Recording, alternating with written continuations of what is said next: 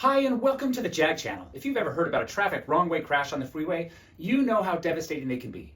I'm James Johnson, and I've been a personal injury attorney for many years. The best part of my job is helping people obtain justice, but the worst part is knowing that many of the collisions I handle could have been prevented. Today we're going to break down what causes these wrong-way crashes and what charges the driver can face if fatalities occur. Let's take a closer look at the heartbreaking case that just happened here in Pomona, California.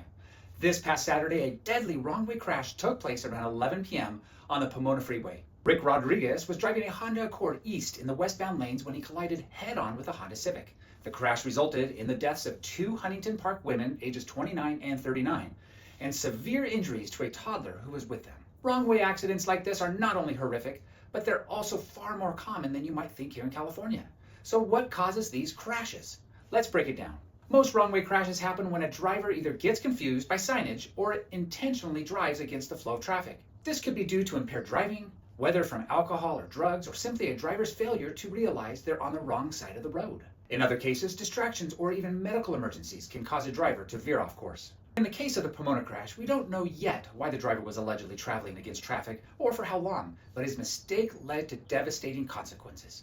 The 24-year-old man in the Honda Accord also spun around and hit another vehicle, a 2019 Toyota Highlander, which caused minor injuries to that motorist. So what kind of charges can a wrong-way driver face, especially when there are fatalities involved? When someone causes a fatal accident by driving the wrong way, they can face serious criminal charges. In cases like this, charges may include vehicular manslaughter, DUI if alcohol or drugs were involved, or even second-degree murder if the driver's actions were reckless, such as speeding or intention.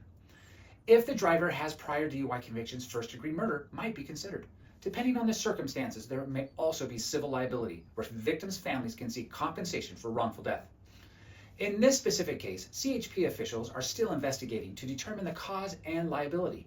But one thing is clear, this tragic crash was preventable. The consequences for the driver may be severe, but that's because victims lost their lives. If you or a loved one has been involved in a similar accident, it's important to understand your legal rights. Wrong-way crashes often lead to serious injuries or fatalities, and the families affected deserve justice. If you have any questions about a personal injury or wrongful death case, don't hesitate to reach out.